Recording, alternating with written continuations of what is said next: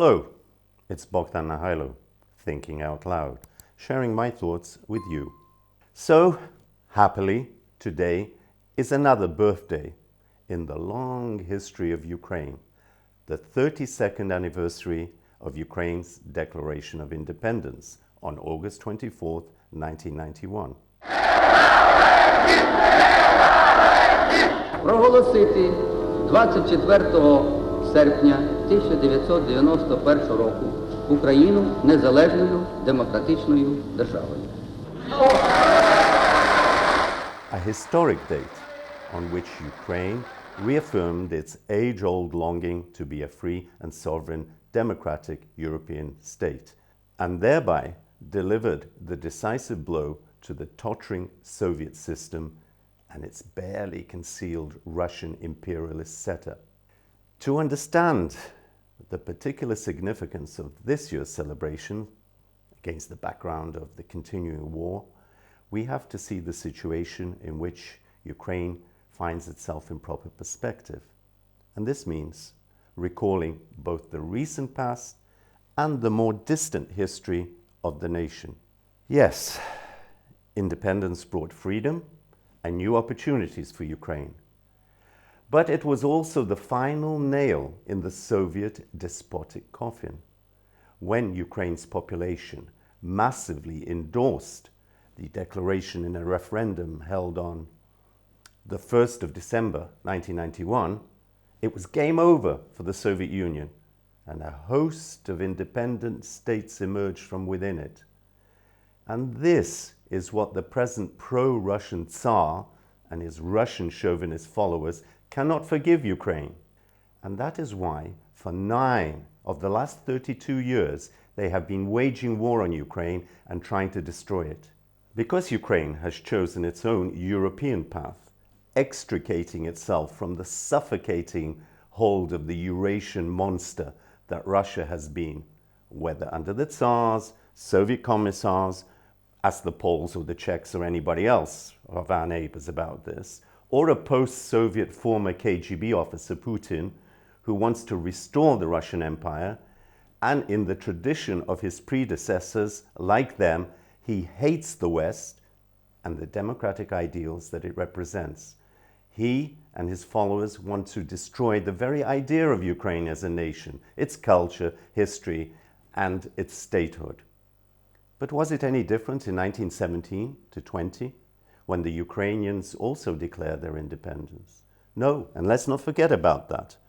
Both the reactionary Russian white forces and the red Bolshevik ones abhorred the idea of an independent Ukraine and sought to crush its forces.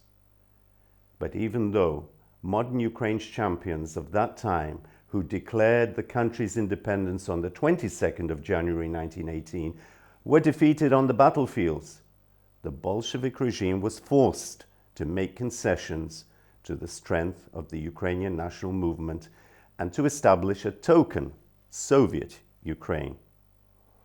Subsequently, Stalin's efforts to destroy Ukraine in 1932-33 through his genocidal Holodomor failed.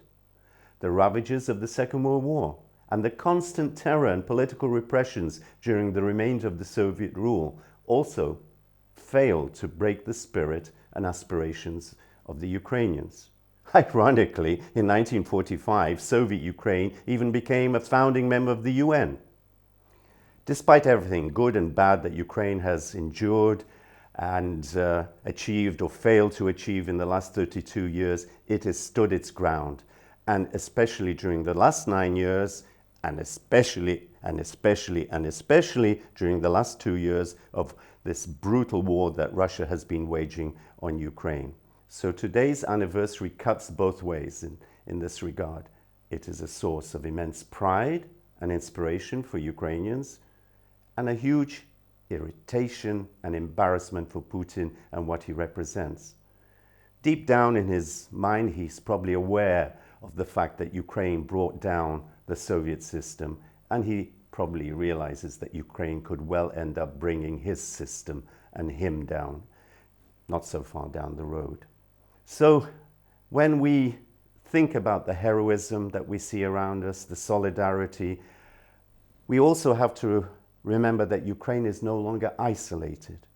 The last years have brought Ukraine out of this, let's call it 100 years of solitude, if you want, in which Ukraine had found itself when it was more or less unknown or ignored, pushed aside by the powers that were. Today, Ukraine is at the center stage, not only of European affairs, but of geopolitics generally. And never in its history has it had so many friends, supporters, and de facto allies. Looking ahead, it's not a question of will Ukraine be a member of the EU? Will it be a member of NATO? It has already put its foot in both doors, and now it's a question of time when this will happen. And a final thought.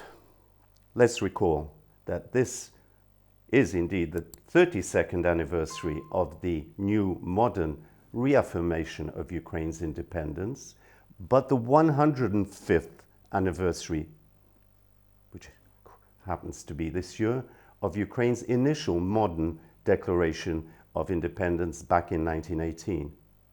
Sadly, we also have to remember that this is also anniversary this year of the terrible artificial famine imposed on the Ukrainian population by Stalin and his Russian chauvinists back in 1933.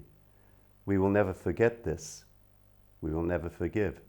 And this is making us stronger in 2023 as we continue to fight for our independence, which will last in the years to come. Thank you for allowing me to think out loud and share my thoughts with you.